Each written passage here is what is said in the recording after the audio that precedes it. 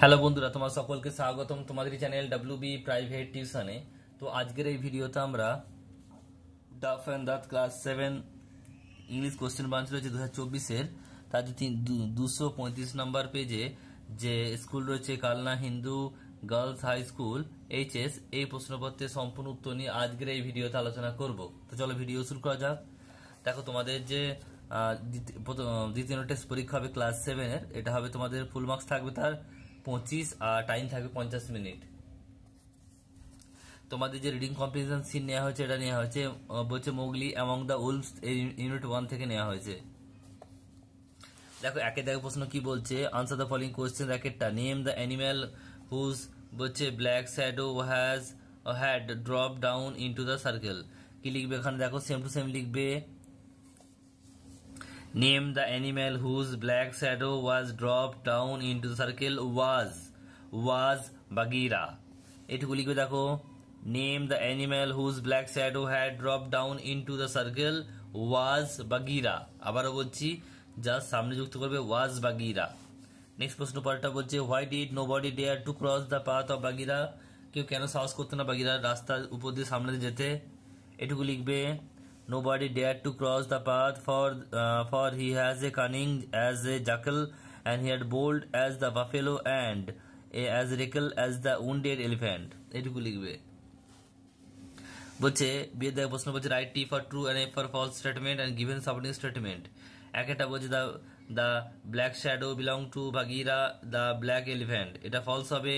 এটা কি লিখবে দেখে নাও। এটা লিখবে এখানে লিখবে the a black shadow drop down into circle, it was Bagheera the black panther. এটুকু লিখবে একটা। দুয়েরটা কি বলছে দেখে নাও। 2 নম্বরটা বলছে যে to kill a cub is a shame, একটা বাচ্চাকে হত্যা করা এটা হচ্ছে খুবই নিন্দনীয়, এটা ট্রু হবে। সাপোর্টিং স্টেটমেন্ট কি লিখবে দেখে নাও। To kill a little cub is same. এরপর হচ্ছে দেখো দেখে রিড দ্য পোয়েম, এটা দেখো তোমার দ্য ভেগাবন্ড পোয়েম থেকে নেওয়া হয়েছে। প্রশ্নগুলো দেখে নাও পরপর। একটা বলছি চুজ দ্য কারেক্ট অল্টারনেটিভ। একটা বলছে লেট দ্য ব্লো বলছে fall soon or let the quiet বলছে কুইট লাইন সাজেস্ট দ্যাট, এটা হবে the poet is not worried about the blow that may fall upon him. যেটা the vagabond does not want to be known to a friend. তারপরে বলছে দেখো the vagabond does not seek, এটা কি হবে? The heaven above him. তারপর the out of three things mention below, the most important to the ভেগাবন্ড is road. এরপরে দেখো রয়েছে তোমাদের রিডিং কম্প্রিহেনশন আনসিন দেওয়া রয়েছে। এটা কি বলছে দেখো, আমরা পড়ে নিই একটু। Read the passage and answer the question following. This song, Jana Gana Mano, composed originally in Bangla by Rabindranath Tagore, was adopted in its Hindi version by the government as the national anthem of India on 24th January 1950. কিংবা জনগণ মন আসল শুরুতে এটা সঙ্গীতকার কে প্রথম করেছিলেন? Originally এটা হচ্ছে কি বাংলা ভাষায় এটা প্রথম লেখা হয়েছিল রবীন্দ্রনাথ ঠাকুরের দ্বারা। আর এটা তারপরে নেওয়া হয়েছিল হিন্দি ভার্সন। একে হিন্দি ভার্সনে নেওয়া হয়েছিল। কে নিয়েছিল? গভর্নমেন্ট অফ ইন্ডিয়া, আমাদের ভারত সরকার একে অ্যাজ এ ন্যাশনাল অ্যান্থেম, আমাদের জাতীয় সঙ্গীত হিসাবে নিয়েছিল। কবে? 24শে জানুয়ারি 1950 সালে। বলছি it was the first song on 27th December 1911। বলছে এটা প্রথম গান গাওয়া হয়েছিল 27 December 1911 at the Kolkata session of বলছে ইন্ডিয়ান কংগ্রেস। এটা হচ্ছে কলকাতা সেশনের, ইন্ডিয়ান কংগ্রেসের কলকাতা সেশনে গাওয়া হয়েছিল। The complete song consist of 5 stanza. সম্পূর্ণ গানটা হচ্ছে 5টা স্তবকের। Full version of the national anthem takes nearly 52 seconds to sing. পুরো গানটা জাতীয় সঙ্গীতটা গাইতে আমাদের সময় লাগবে নিয়ারলি প্রায় 52 সেকেন্ড লাগে। A short version consists of first and last line of national anthem is also sung in certain occasion. এই জাতীয় সঙ্গীতের প্রথম ও দ্বিতীয় ছোট্ট ভার্সন, ছোট অংশ যেটা প্রথম আর দ্বিতীয় শেষ লাইন নিয়ে, সেটাও কিছু কিছু অনুষ্ঠানে ওকেশনে গাওয়া হয়। ইট টেক 28 সেকেন্ড, আর তাদের সময় লাগে 28 সেকেন্ড। একটা বলছি দেখো, complete the following sentence with information from the text. Jana Gana Mana was adopted as national anthem on 24 January 1950. The complete song consists of 5 stanza. তারপর প্রশ্ন বলছে দেখো বিয়ের একটা বলছে answer the following question who compose Jana Gana Mana and when it was first sung লিখবে রবীন্দ্রনাথ ঠাকুর ওয়াজ compose Jana Gana মন হু বলেছে রবীন্দ্রনাথ ঠাকুর লিখবে রবীন্দ্রনাথ টেগর ওয়াজ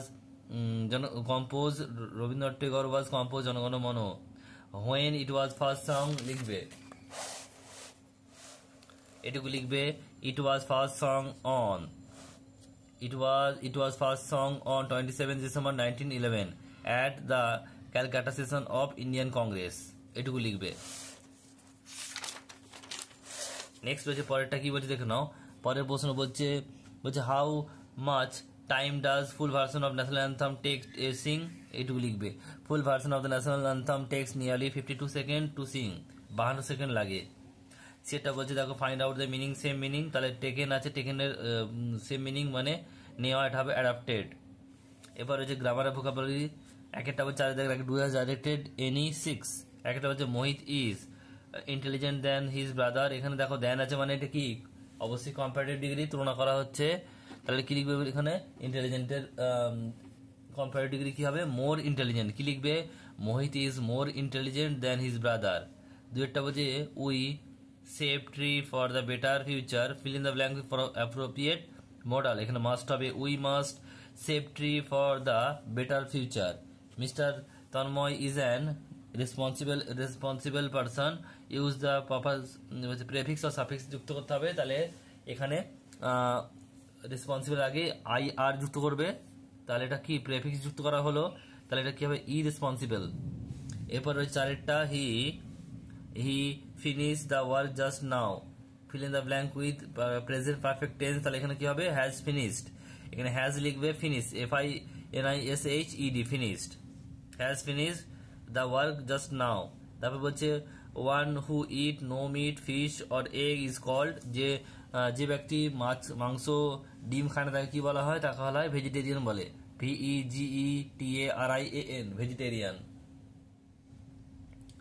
এরপর রয়েছে দেখো পরেরটা হচ্ছে drizzle storm tempest cyclone tick the word one এর মধ্যে 3-4টের মধ্যে কোনটা আলাদা ডেজিং মানে ঝিরঝির করে বৃষ্টি পড়া এরপর রয়েছে দেখো পরেরটা মেক সেন্টেন্স এটা রয়েছে হোল মানে সম্পূর্ণ কি লিখবে দেখো লিখবে I know the whole matter আমি পুরো ব্যাপারটা সম্পূর্ণ ব্যাপারটা জানি আর বিয়ে রয়েছে HOLE হোল মানে হচ্ছে গর্ত কি লিখবে এখানে I found a snake whole